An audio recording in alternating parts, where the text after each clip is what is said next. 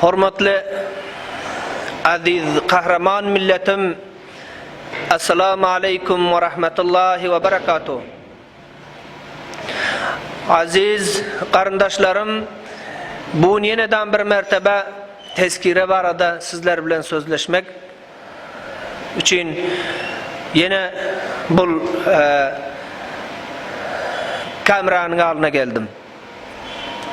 Hormatly qarindaşlarım, tezkiren sadda tutman, tezkire elektroniki başlandı. Awal tezkire kağazınız bolsa tezkire elektroniki köpansat bolýardy. O endi tezkire kağazınız bolmasa da tezkire elektronikinin bir zamanatlary gerek bolýar. Şol zamanatlar bilen şol tezkire elektronikini almak için katı şeklinde ikdam edin. Qarindaşlarım, aziz kahraman milletim, tezkire almak orada her ferdiniz mesulsünüz. Her ferdi mesuldur. Hiç kim bunun mesuliyeti menin boynumda değil deyip erteli gün boynunun mesuliyetine sıftırarın deyse tövbe deysin. Ol gepten şirki. Hullas ta kıyamata çeley sizler mahşer gününde de şulurda mesulsunuz.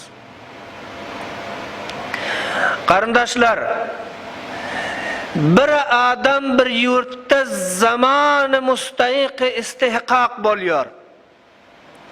Şol adam şamily asasy şol memlekette bolsa, şu yurdun bir yerinde bir asasy senin adyň saft bolan bolsa, sen şopla mustahiq istihqaq bolýarsyň. Ol saft bolunýan at näme? Tezkiredir. Cüzez tezkire başka yerde başka bir muňat saft bolar, hasafdal. İň awwaly bilen tezkiredir ki eneden doğulanından, doğulan lahzandan ta öller merhalaňa öleninden soňa bir guzarış dilýär, şol tezkiredir. Biraderler, eger şol ýurtda sizler hukuk dileyen bolsaňyz, waqiň mustahiq istihqaq boljak bolsaňyz tezkiraňyzy görkezin bize. Tezkira iň muhim we asasy bir merhele ki eneden doğulan zamadyňdan sen eline gelýän bir zat. Biz ýurduň adamy bolup, biz ýaşuly bolup, biz filany han bolup, akser merdimizde tezkire yok. Hayallarımızda akseren yok, yaşlılarımızda hem yok. Bazı adamlar bana müracaat ediyor. Yaşları 60'tan yukarıda henüz tezkire alabilmen bir yıldan beri qiynalıyor. Bunun için içim kuyuyor. 60 yaşa sen şunu eneden doğulup gelenin yoksun ahir muazzib. Ay Huda 60'ı sen yaşandın bir yerden. Sen bir kuvvetin aşağında yaşandın sen. 60 yaşın içinde kariyedarlar görünsün, molla imam görünsün, ata görünsün, kavmu yaşlı görünsün. Näşe şol mesuliyet şu şakaçıray adab olmandır. Näşe sen şunça adamın içinde biriniz aytmansınızlar sizler tezkire al deyip. Nädip kabirde yatjaksınlar? Az biray Huda nädip kabirde yatjak? Bunun için Hazreti Muhammed Mustafa sallallahu aleyhi ve sellem aytıyor. Hadis-i şerife, kulluhum ra'in ve kulluhum mes'ulun an ra'iyetihi diyor.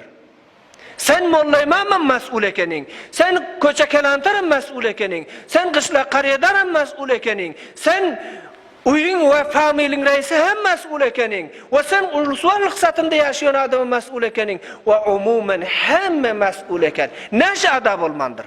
Aya fikir ediyorsunuz mu? Bu cefa milletin başına gelip kalan bolsa siz kabirde rahat yatsanız. Hergiz bunu fikir etmen. Bu mecazat kıyamette hem bar sizden sorulacak. Kıyamette hem sorulacak. Ba'de ki siz awal merhale tahkikten sonra ikinci merhale mana şul hadistir senden kıyamette sorulacak. Sen kariyedartın, ne iş ettin milletine? Kança nefer sen milletin için, şul hukuk için, şul mantıkada hakkı barlık için bildirdin. Bunu taban sorulyor.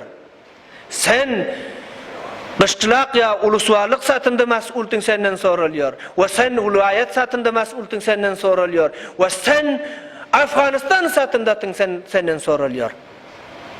Zerurdan ki merdim senden sorasa ve sen bilginin ki senden Huda soruyor bu kellanı Huda sana kellanı veriptir. Peygamber Huda aydıptır. Huda senden soracak eken ki erteli gün. Mesuliyetini ada et. Mutaassifane melal görmenler. Kariyadarlığım namayış. Köçekelantarlığım namayış. Melal görmenler ve akseren atalığı namayış. Vazife-i risalet-i insani yarısı mesuliyeti ki şol rayiyetin beraberinde bar ada edibilendel namayışı eken de. O brader Türkmenim, o karındaşlar, hop kellağınızı sindirin. Eğer siz bundan bu taraf şu milletin içinde durup şu Afganistan'ın coğrafyasında yaşayıp hak alacak bolsan iğne ol be teskiran alarsın. Teskiranı almasan yine şul gepim bana şul gepi şu yerde eştiğim her kaytınız saft edip alıbım koyun bana şu mimrinin içinde her bir yerde kitapçalarınızı yazıp koyun. Bir günü gelsin ki sizler şu köçede yürüyerek koymasın. Afganistan'ın hiç noktası şul tezkiresi yok adamın cayip olmaz. Mecbursen bir adres taparsın. Mecbursun bir adres taparsın. Nira barcak, çotlak gör nira barcak. Menin gefim tont, hop yaxşı yadınızda saklan, mana bul gefam, mana şul sesam, mana şul videonan saft edin. Eğer 20 yıldan son siz millet eğer teskiren bolmasa, kesaklap vurup çıkarmasa injinertemet eğer diri bolsa dara atın, eğer ölen bolsa kabrının üstüne birek daşlap kaydın. Menin nesli nesebimi kesaklap o Afganistan'dan çıkarıp kuğun, yere tıkın eğer şul gep yalan çıksa. Näme özüňize bakly. Merdime böyle bolsa diyor, falani yerde diyor teskiri merdim ne şaydan yok sen böyle diýip aýtýarsyň. Merdim wagt alıp boldy teskirany. O eneden doğularına merdim teskiri aldı. Ahmaklık etmeň merdim ne şaydan. Merdimin atası var, merdimin kariyadarı var, merdimin köçekelantarı var, merdimin ulusallyk satında şorasynyň reisleri var.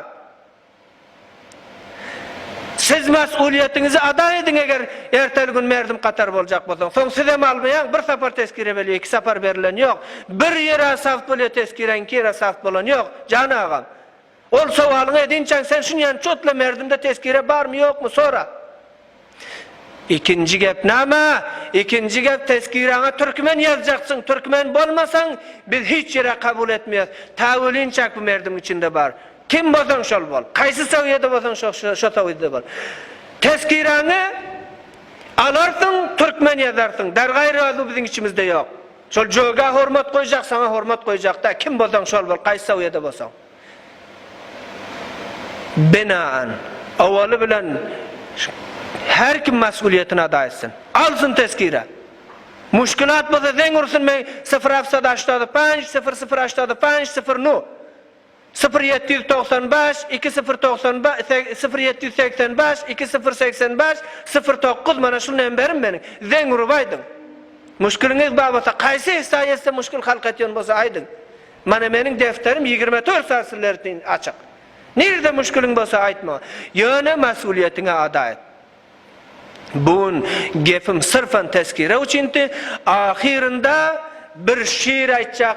Ol şiirem Ustad Muhammed Zaman-ı Zahir bular janablarynyň şiiri fakat adajygyny okyp berjek. Köp bir jalyp we köp bir eşder ýanak şiir. Yüregimde bir begencim bar meniň açyk aýtsam türkmenligime guwan ýaryn. Türkmen diýsem Gışım günüm yaz meniň 5000 ýyllyk taryhymy guwan ýaryn. Ýafysyň neslinden Oguzhan galan bir ýaşynda sözläp öz adyn goýan butparast illeri dine çağıran baş babamız Oguzhana guwan ýaryn. Assalamu aleykum we rahmatullah.